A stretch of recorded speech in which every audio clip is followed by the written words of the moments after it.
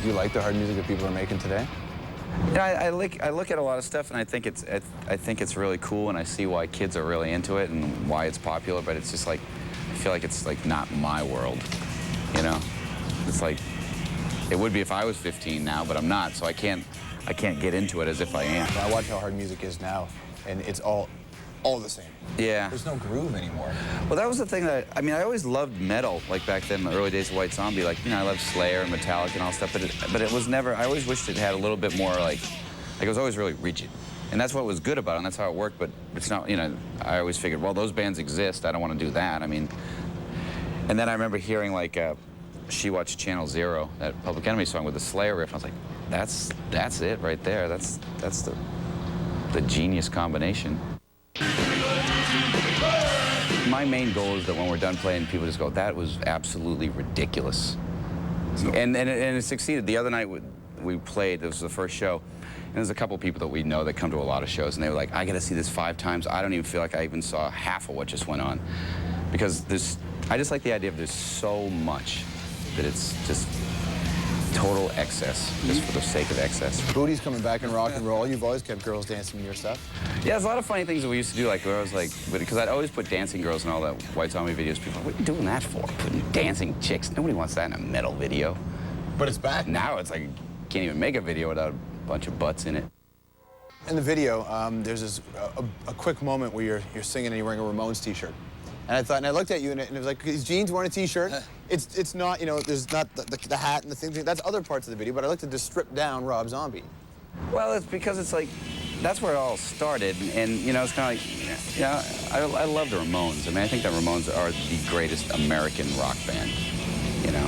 And the greatest band of all time is Beatles, but as far as American rock bands, the Ramones are the greatest band ever. When Joey died, it was like nothing, it just was like shocking. It hadn't been since, like, I remember like John Lennon died that I felt like, oh my God, like this whole great thing is now gone.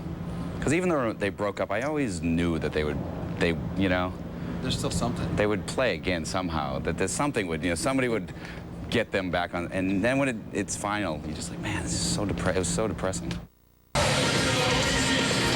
Well, we did that Ozzfest like in '99, and it still worked. I mean, it was still cool because in some ways it was different because it was like, you know, it was us and it was Black Sabbath, which was, that worked for me just because it was great. It was just an honor to be there. But then Slayer, and then there's like Primus. So that, I guess that bill was still kind of work. I don't know. Pretty diverse. It's hard to figure out where you fit. If you try to make everything heavy all the time, it just becomes a blur.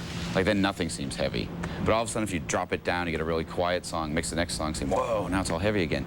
And that's what I wanted to just have more layers and make it more, you know, because I'd go back to my favorite albums and listen to them and go like, why was this my favorite album? Like Kiss Destroyer or Alice Cooper, Welcome to My Nightmare. You know, like there was just so many layers to it. It wasn't just like every song was God of Thunder. If it was, I'd probably have been bored with it after a week. I heard the new Slayer album. They finally sound like they came back. There's a few records where I thought, are they into this anymore? But now the Slayer album, the new one, is fucking hard.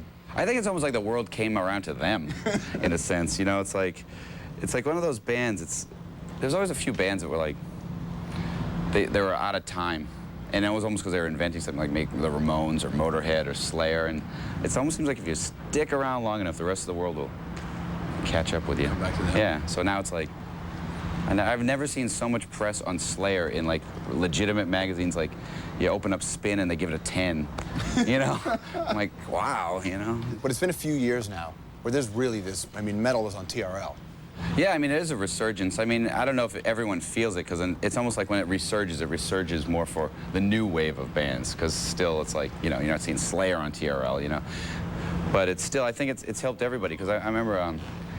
I was talking to Alice Cooper about it like a while ago, and he was talking about how, like, you know, going to places and 3 times the amount of people that were there a couple of years ago. You know, it's just like everywhere. It just seems like it's back bigger than ever. What is it? I think it's because that's what kids really like. But I think, you know, I was talking about this the other day because we were watching MTV, and I was like, and they were showing Enrique Iglesias, and they were all these young kids saying, how the fuck can these kids sing along to this shit?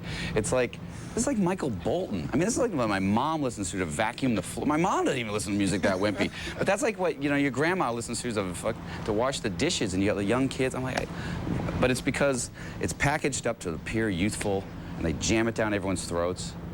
But then it's like, what happened to like when all those kids were screaming along to Guns N' Roses a few years? You know, it's like they're just not being exposed to anything.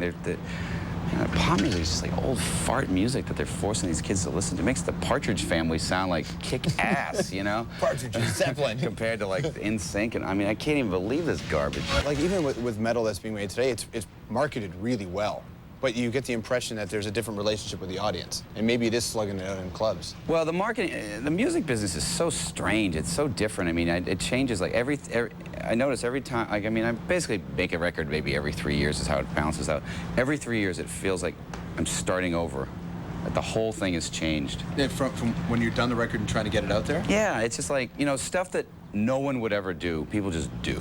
Like, no one would ever put their song in a TV commercial. Now they're all tripping all over each other, put their songs in TV. Like, you can't, it's like every year it's just harder to get the exposure because it seems like people just whore themselves out harder and harder every year. And you gotta like, God, where do I fit into this?